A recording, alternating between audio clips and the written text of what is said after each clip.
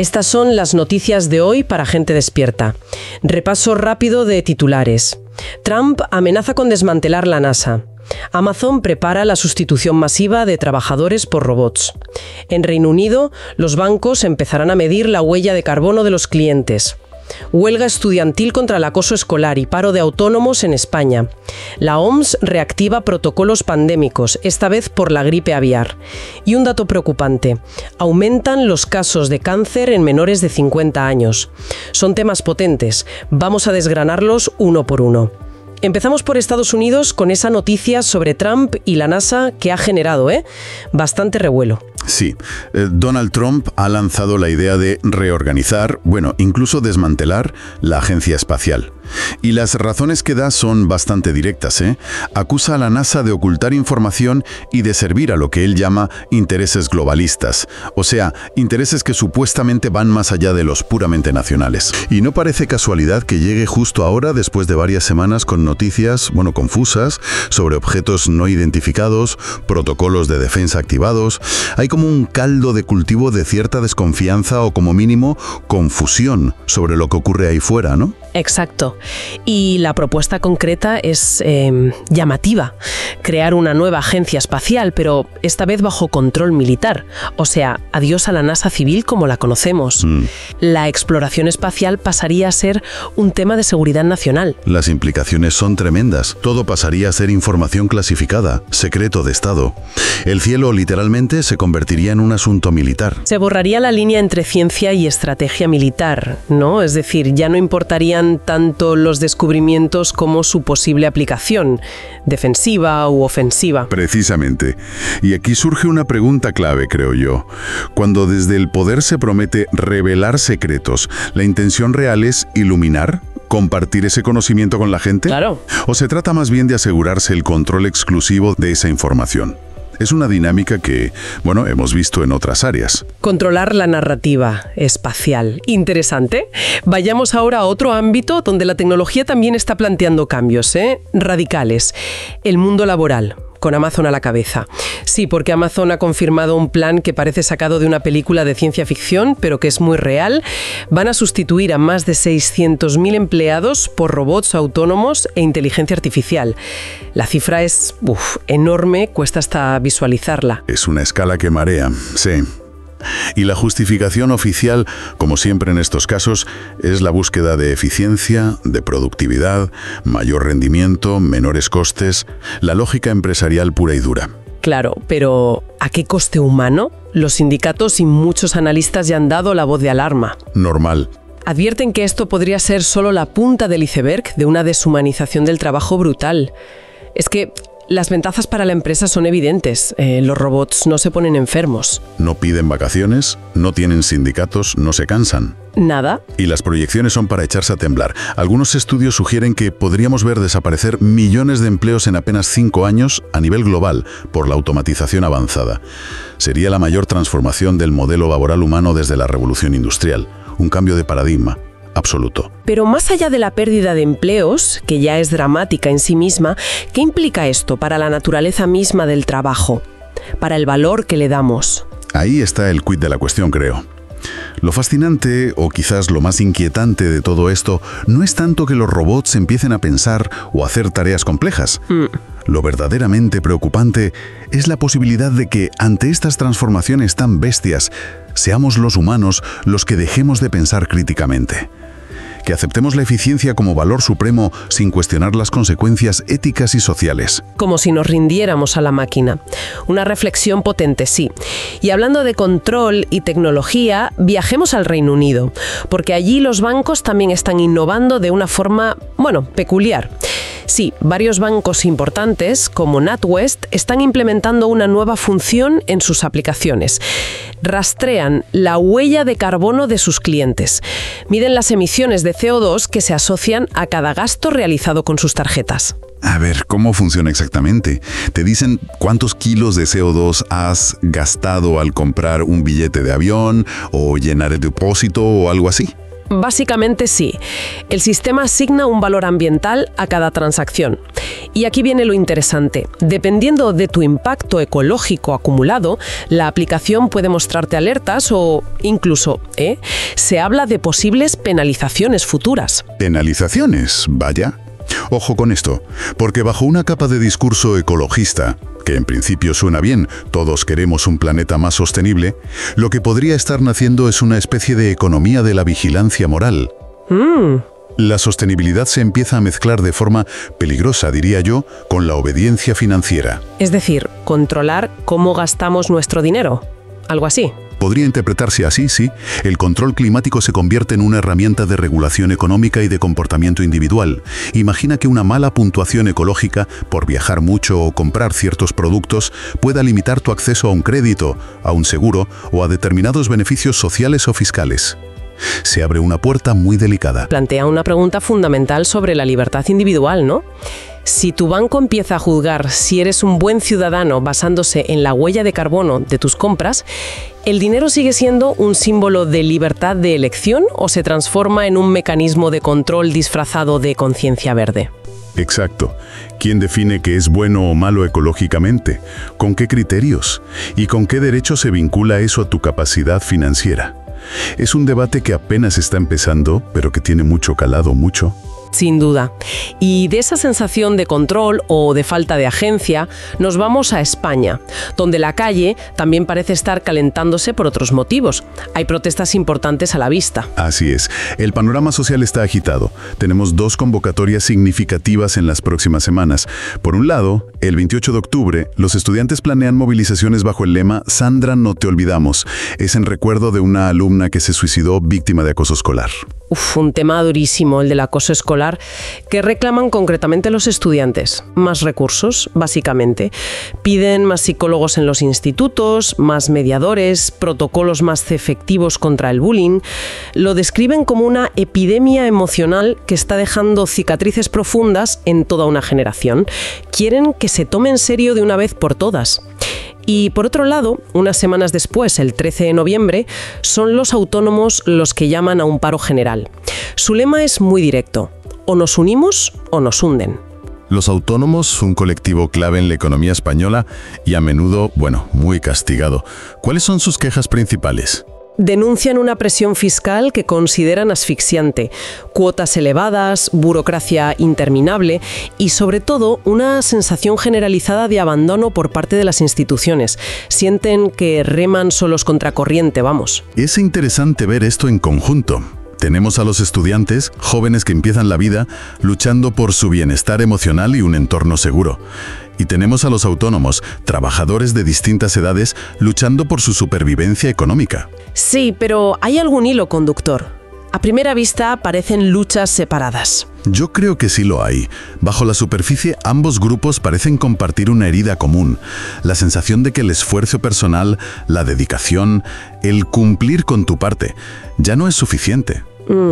Hay una percepción de que el sistema, de alguna manera, les falla, les ahoga o les abandona. Una sensación de impotencia frente a estructuras más grandes. Exacto.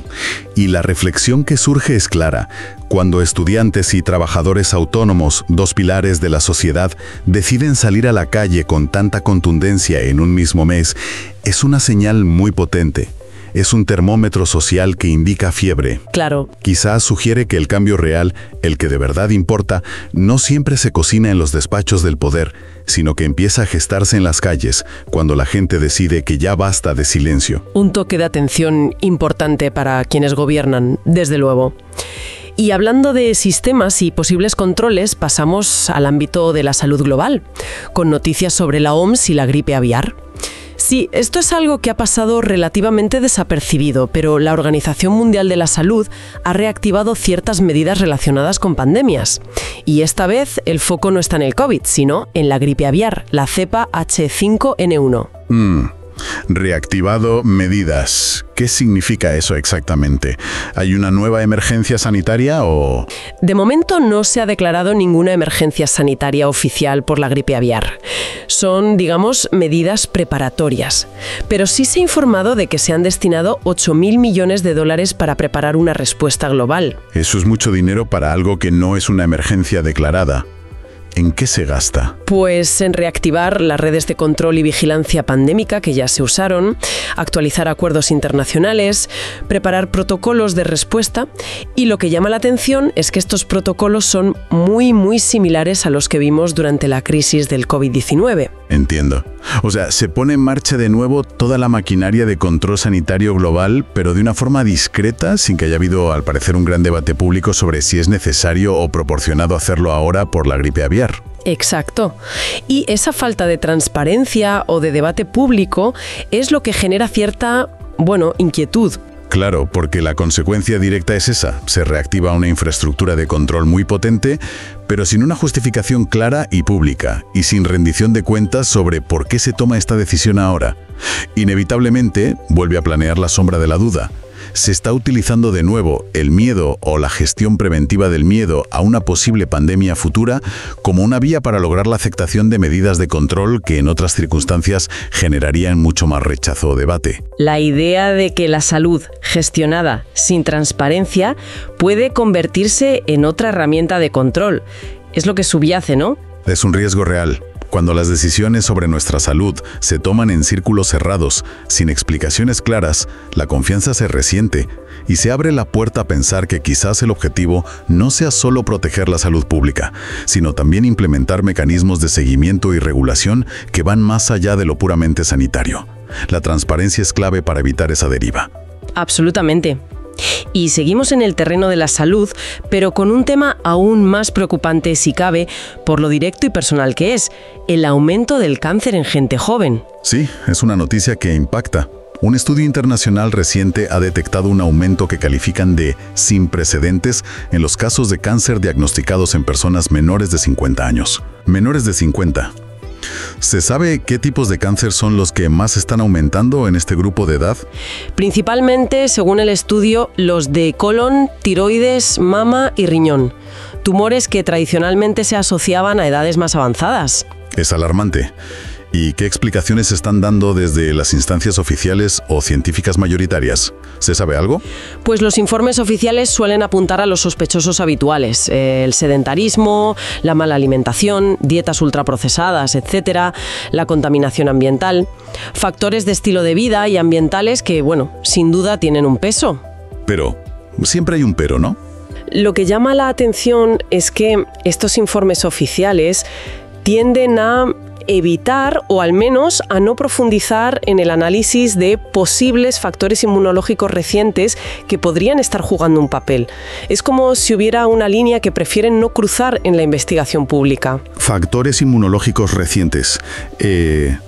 ¿A qué nos referimos con eso exactamente? Hay médicos y científicos independientes que están pidiendo públicamente que se realicen estudios más serios y sin cortapisas sobre el posible impacto que la situación vivida durante y después de la pandemia ha podido tener en el sistema inmunitario de la población general. Y también reclaman investigar la posible interacción entre algunos tratamientos experimentales que se administraron masivamente en los últimos años y la aparición de estas nuevas patologías oncológicas, especialmente en gente joven cuyo sistema inmunitario estaba en principio sano. Es un tema muy delicado, evidentemente, pero la pregunta es obligada. Si existen estas dudas razonables, si hay profesionales pidiendo investigar estas vías, ¿por qué parece haber tanta reticencia a hacerlo de forma abierta y oficial? ¿Qué pasa? Ahí está la clave. Este silencio o esta evasiva en la investigación oficial tiene consecuencias graves. La más inmediata es que erosiona la confianza de la gente en las instituciones médicas y científicas. Si la gente percibe que no se quieren investigar todas las causas posibles de un problema tan grave como el cáncer en jóvenes, la desconfianza crece. Es que parece haber una especie de censura blanda, o al menos una fuerte reticencia a abrir ciertos debates que podrían resultar incómodos para determinadas narrativas oficiales o intereses. Y mientras tanto, los casos siguen aumentando. Es preocupante. Toca la fibra sensible de la propia naturaleza de la ciencia, ¿verdad? Se supone que la ciencia avanza precisamente cuestionando, investigando sin miedo, explorando todas las hipótesis, por incómodas que sean. Totalmente. No puede haber progreso científico real si no existe la valentía para investigar todas las vías. Callar, evitar ciertas preguntas por miedo a las posibles respuestas o a las consecuencias que esas respuestas podrían tener, es, en sí mismo, una forma de enfermedad para el avance del conocimiento. Es, bueno, traicionar el espíritu científico. Muy bien dicho. Hemos tocado muchos palos hoy, temas aparentemente dispares. El espacio, el trabajo, el dinero, las protestas, las pandemias, el cáncer. ¿Hay alguna forma de conectar todos estos puntos? Yo creo que sí. Si damos un paso atrás y miramos el conjunto. Desde esos cielos que algunos quieren convertir en territorio militar secreto, pasando por un modelo de trabajo donde los humanos empezamos a ser prescindibles frente a la eficiencia de las máquinas. Los bancos que se arrogan el derecho a juzgar nuestra moral ecológica a través de nuestros gastos, las protestas de quienes sienten que el sistema les da la espalda, hasta un sistema sanitario que parece mirar hacia otro lado ante preguntas incómodas sobre enfermedades graves en jóvenes. Emerge un patrón, sí. Un patrón que parece apuntar hacia más control, menos libertad individual, quizás. Podría describirse así. Un patrón de mayor control en diversas esferas de la vida. Control de la información, control del trabajo, control del dinero, control del comportamiento, incluso control de la narrativa sobre nuestra propia salud. Y quizás como consecuencia, una progresiva pérdida de humanidad, de espacio para lo impredecible, lo personal, lo que no es puramente eficiente o medible, lo que podríamos llamar el alma de nuestras sociedades. Tenemos más tecnología que nunca, más datos, más capacidad de análisis, pero parece que nos falta algo esencial en la ecuación. Exacto. No es que falte tecnología. Lo que parece faltar, en muchos casos, es conciencia sobre cómo y sobre todo para qué la estamos utilizando. ¿Al servicio de quién? ¿Con qué fines últimos? Y la historia es maestra en esto. Nos enseña una y otra vez que cuando la conciencia colectiva se adormece, cuando dejamos de hacernos estas preguntas críticas, el poder, sea político, económico o tecnológico, tiende a ocupar ese vacío y a dirigir el rumbo según sus propios intereses. Por eso, el ejercicio que intentamos hacer aquí, el de estar despierta, no es solo un acto de curiosidad intelectual, ¿verdad? Se convierte en algo más, casi en una necesidad vital, diría yo. Un paso imprescindible para intentar mantener nuestra soberanía como individuos y como sociedad. En un mundo saturado de información y a menudo de desinformación, ya no basta con consumir noticias pasivamente. Hay que ir más allá, definitivamente. Es crucial desarrollar la capacidad de discernir, de separar el grano de la paja, de detectar las narrativas subyacentes, de conectar los puntos que otros intentan mantener separados y, quizás lo más importante y difícil, plantearse: ¿qué puedo hacer yo, desde mi pequeño ámbito, ante todo esto? ¿Cómo puedo actuar en consecuencia para no ser simplemente un espectador pasivo? Una llamada a la reflexión y quizás a la acción consciente, muy necesario. Les agradecemos mucho que le den un me gusta a este vídeo, así son parte del despertar global, y si quieren que también lo compartan con sus conocidos. Su gesto hace que llegue a muchas personas. Gracias por estar despiertos.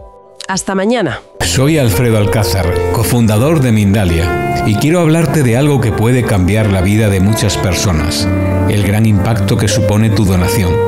Al apoyar a Mindalia, estás contribuyendo directamente a la expansión de la consciencia global. Cada vez que haces un donativo a Mindalia, ayudas a que tu mensaje de consciencia, espiritualidad y bienestar, y muchos otros como el tuyo, lleguen a quienes más lo necesitan. Estás empoderando a miles de personas que buscan respuestas en su vida. Tu aportación es vital. Es lo que nos permite seguir ofreciendo contenido gratuito y accesible a miles de personas en todo el mundo. Con tu ayuda, podemos sembrar consciencia y crear un mundo más unido y despierto. Gracias por ser parte de este cambio.